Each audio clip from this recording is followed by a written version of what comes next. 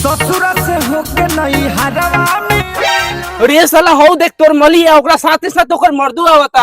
अरे साला चल लागता नोहर आवतिया। चल चलो कैसे ढेर दिन भइल बा मिलला चलो। अइबो तोरा गौवा के मोरी मिलबो चोरी चोरी तोहरा से कोरी। रे भोसरी पलते उतर तो पहले से। कौन रे भोसड़ी? ये मतलब हमारी बताओ तो मेरे तार गांव पे चमड़ा खींच रहे हैं। ये हमारा गांव के भैया लगी हन। भाई लगी लू तो गोर लग बहन चोद। गोर लगाता नहीं भैया। ठीक बा साला लागत है मेहरो के कुमार के आशिक हो। लुकस सर के गांव जरावे दो। ठीक बा बेबी चलो तू गाड़ी बैठो। हमार मेहरू हमसे इतना साचा प्यार करेले, इतना सती सवित्री हो, कोनो के तरफ आंख उठा के ना देखेले।